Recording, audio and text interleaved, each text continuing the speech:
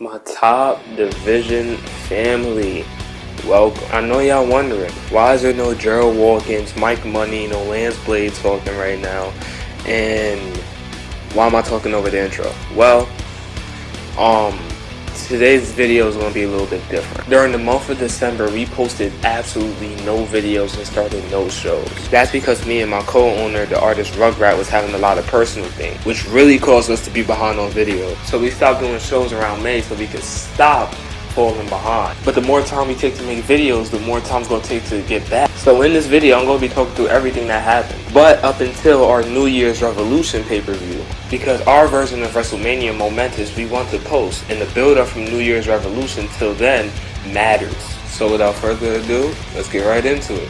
Starting off for the episode of Fight Night, which the show opener was Demon from NGW, who now goes by the name of Steve in TDW, is going up against Michael Blackhand, the same guy who was facing that Stars guy during that Meltdown episode. Now this match, this was absolute domination from Steve. Michael Blackhand didn't really get any offense in, and this was just a Steve show. If there was anything this match showed, it showed that Steve was ready for the main roster. Steve was just relentless this match. I mean, he reversed everything.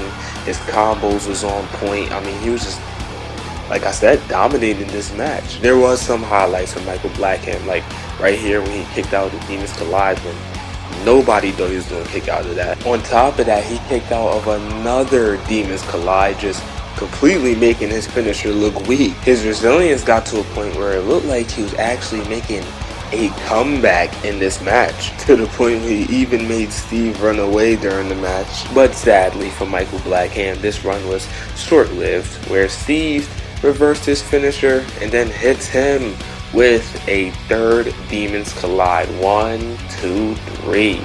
Ball game. Moving on to bigger and better things. After an epic return from TJ and us figuring out that Bam was the guy who attacked TJ during Homecoming. And even though TJ did lose, we thought he was satisfied enough for his conquer to revenge against Bam.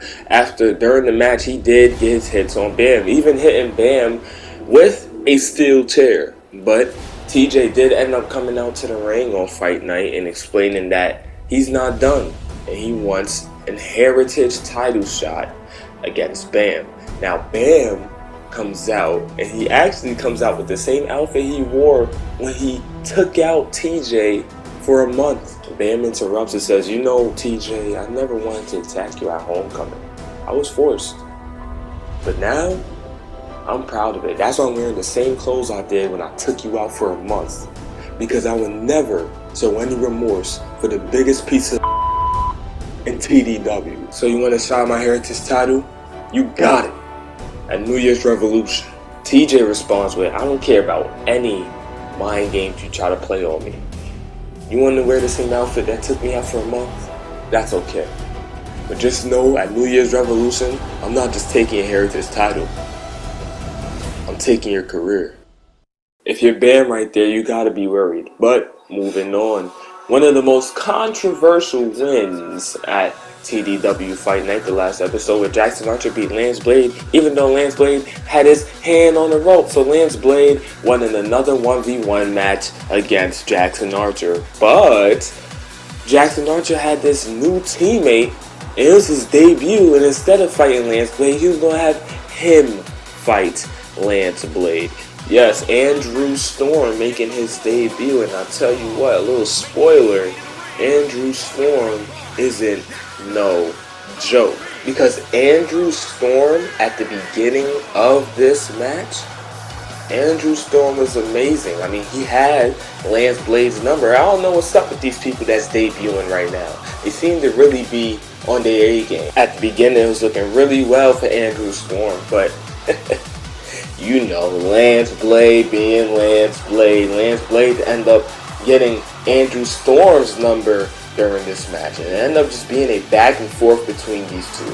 A lot of props from Andrew Storm. Like I said, it was a back and forth, but as much as it was a back and forth, Lance Blade ended up picking up some momentum during the match to the point where it really looked like it was going on Lance Blade's favor. And even though Andrew Storm kicked out right here, Lance Blade was still feeling a little confident, taunting in front of Jackson Archer, which led to the downfall of Lance Blade because Jackson Archer wasn't going to take that level of disrespect. To say Lance Blade was helpless would kind of be an understatement because they injured Lance Blade. They looked like they wanted to kill him in that ring. This was personal, and this is nowhere near the end of this heated rivalry between Jackson Archer and Lance Blade, which started as just a normal old guy versus new guy to now both of these guys may wanting to kill each other.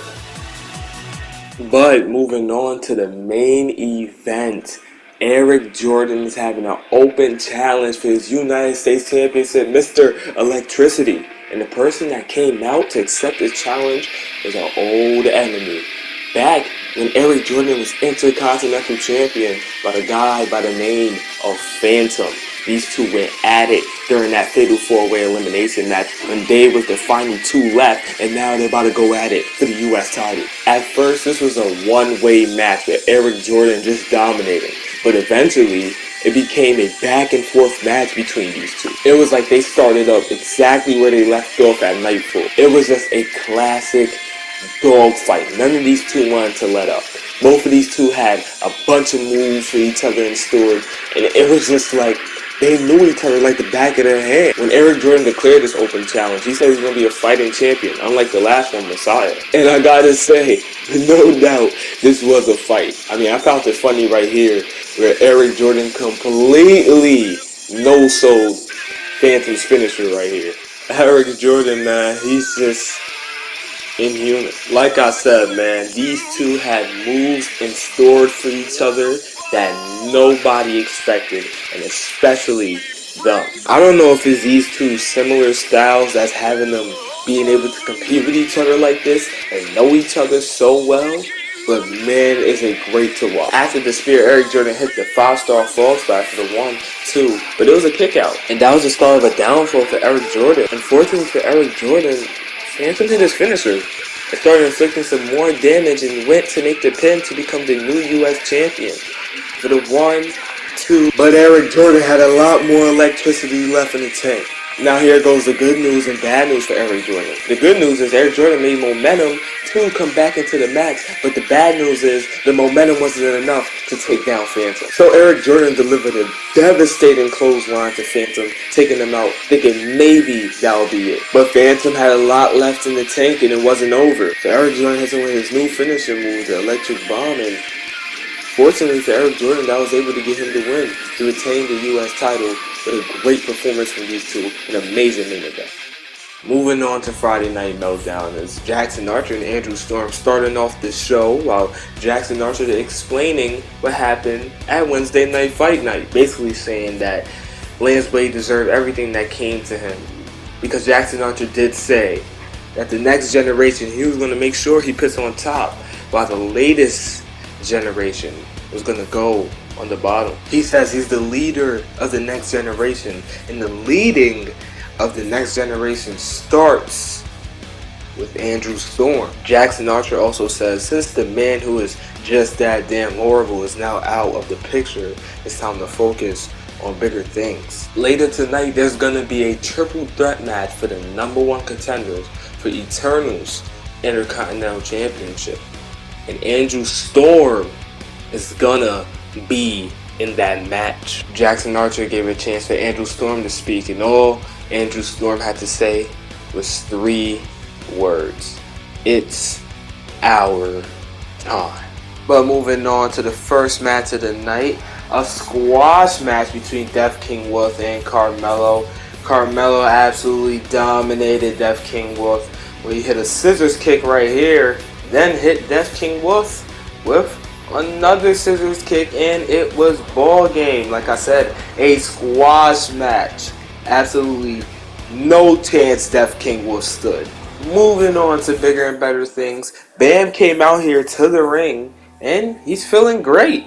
I mean, he says he wants to fight anybody in the back, but who is not named TJ. He was looking for anybody, somebody he has never faced in his career. And the man who came out is the man who made the amazing debut at TDW Fight Night, Steve. And Bam scoffed at this. He found this hilarious. So hilarious to the point where he said that, Steve, if you beat me, you have an opportunity for my title.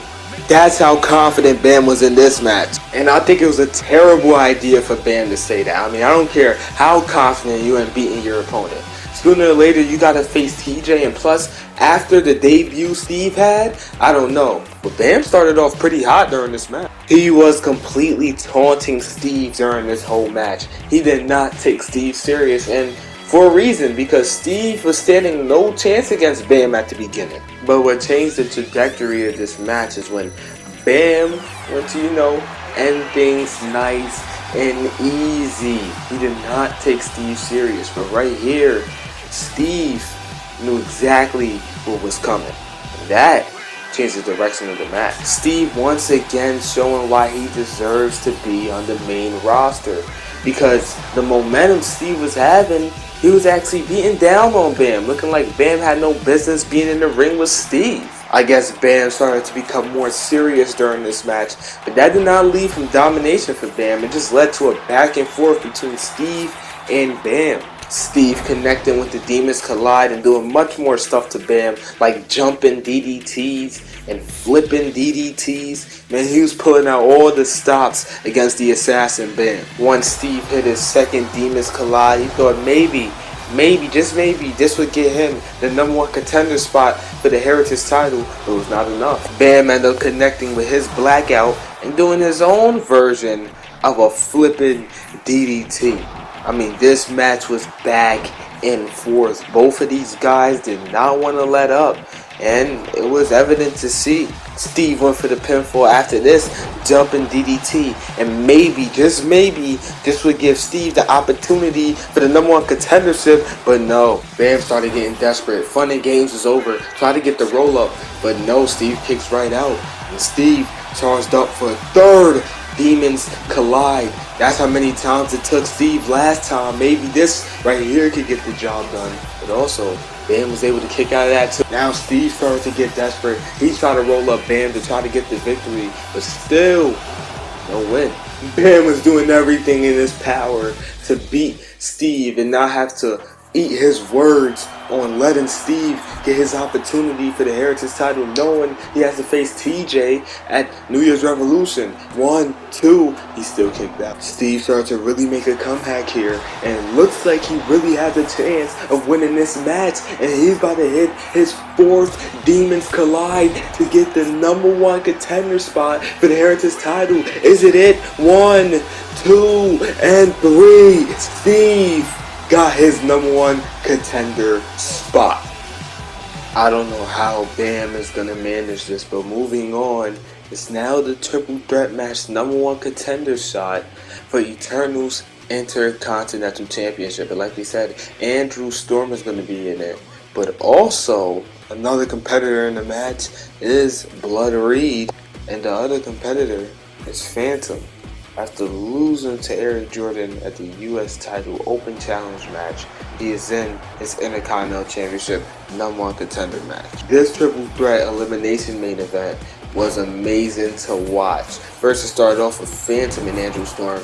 Then it was Blood Reed and Phantom. Then Andrew Storm and Blood Reed. All of these guys really wanted the opportunity because they had a reason. Phantom, I mean, the last time he fought for the Intercontinental title, he was very close, but no cigar. And then Andrew Storm is helping Jackson Archer prove about the whole next generation being next in line. And then Blood Reed, he needs to prove himself and being the best Intercontinental champion because Eternal is giving him a run for his money. Andrew Storm was the first man to try to make an elimination, but it wasn't enough. There was a lot of highlights of this match where Phantom was just being the high flyer of this match, the risk taker of this match. Andrew Storm attempted for another elimination after hitting his finisher on Phantom. Blood Reed tried to beat down on Andrew Storm. Guess he didn't realize the situation, and once Andrew Storm ducked, he tried to make the pin to make the elimination for Phantom, but Phantom kicked out. Like I said before, these three had a reason to become #1 contender. These three would not let up during this match. This was an absolute classic. Andrew Storm tried to make another attempt to eliminate Phantom, but Phantom was just too resilient tonight. Complete mayhem was going on to the point where all three guys were all three on the floor. This was a classic. Like I said, all these guys gave it their heart. Phantom ended up hitting his finisher on Andrew Storm. Phantom was looking like maybe he can get the first elimination of the night, but Andrew Storm, just like everybody else in this match, was resilient. Here's some more highlight moments of the match, and nobody is yet to be eliminated from this match. It's kind of getting crazy. I guess Andrew Storm agrees because he hits his finisher right on Phantom, expecting maybe he could get the first elimination, but Phantom kicks out. And Blood Reed had a spear on Andrew Storm, and maybe, just maybe, this is the opportunity for there to be a first elimination, but no! It got to the point where these guys didn't even know what it was going to take anymore to take each other out. Their resilience was on a whole nother level. When Phantom was in the ring with Andrew Storm, Phantom hits Andrew Storm with a Revolution knee, and right here, 1, 2, there was a real close 3 count. People thought it was over. Andrew Storm ended up going for a pin. I mean, these guys were just getting desperate. But this right here, this was close too. It looked like Phantom was going to be out for sure there. Andrew Storm took this opportunity to roll up Blood Reed, thinking maybe this is it right here. First elimination of the night, but another kick out. Phantom hit Andrew Storm with a Spanish fly and went for the pin right after, thinking maybe this could be it. This could be the first elimination. But Andrew Storm with another close call. But Blood Reed was in trouble right here because Phantom hit his finisher on Blood Reed, went for the pin. Maybe this could be the first elimination. 2, 3. First elimination going. But Andrew Storm goes for the roll up on Phantom. 1, 2, 3. We have a #1 contender for the Intercontinental Champion, and his name is Andrew Storm. Bam was devastated at the end of the night. He needed time to himself to regroup and rethink everything. But the problem was, I don't think Bam was by himself. TJ couldn't wait till New Year's Revolution, and these events look pretty similar to Homecoming. Bam takes off, TJ follows. I don't think Bam could run for long. With the backstage security cameras, all you can see on the bottom left is TJ with a steel chair, and you don't see Bam. But I think TJ is doing exactly what he said he was going to do at Fight Night, and that's take Bam's career. Here we have a clear angle of what was going on. TJ was just dominating Bam, throwing him around, throwing him at places, hitting him with steel chairs. But then suddenly, the camera goes off.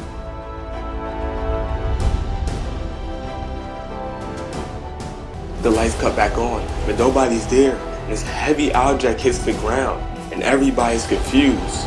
The next thing you know,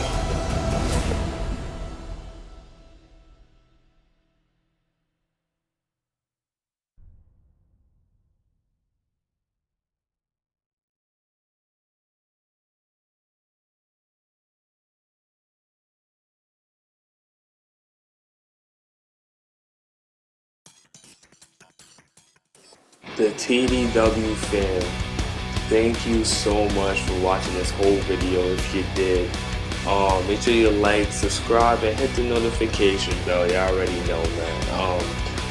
Like I said, I really appreciate it, and I just want to dive a little deeper on what this was.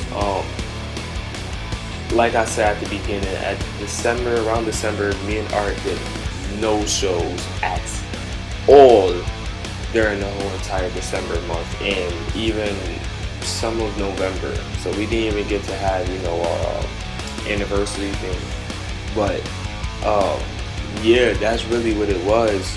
December we didn't do nothing. We was already behind by that time, so we got even more behind. And you know, we made a return on New Year's, and the more we went, the more behind we got, and behind and behind. That's why things in that was in November. It's coming out on May, you know, things like that. So it's like the wrestlers, we want to make our wrestlers happy, and it's hard to keep them entertained for YouTube if, you know, things, they're looking at things from back in the day where they already know what happened and they already know what's the deal, you know. Y'all might not know, but they do. So we thought it was a good idea around May we stop making videos so we can end up catching up. And the minute we catch up, that's where we start making videos on time and things of that matter. But the thing is, we had Momentous, and Momentous is our version of WrestleMania. We really want to post that. But like how WrestleMania's everything goes, you need build up, you need story. We can't just throw a Momentous at y'all and say have it and hopefully y'all enjoy it. You know, that's because y'all don't understand the build up and story. So originally we was going to talk through everything that happened until now, but we really want that Momentous. So I only talk through to the point where we do need the story building, which is from New Year's Revolution, which is should be a fun video when it comes out. And you know, yeah, that's really what I wanted to get into. Once we get to Momentous, we might talk by some other stuff that happened so we can get to where we at now faster. But that's what it is for right now. And the way how we're gonna start editing videos and the difference of it, this is gonna be a total different TDW, something totally different. This is not gonna be the same TDW. Of course, we're gonna have the same guys and things like that, but the presentation, everything, just the videos are gonna be so much different, and we're so excited for it. And the first time it is gonna be that different is on New Year's Revolution. So I really hope y'all enjoyed this video. Sorry for rambling on, and yeah, see y'all another time.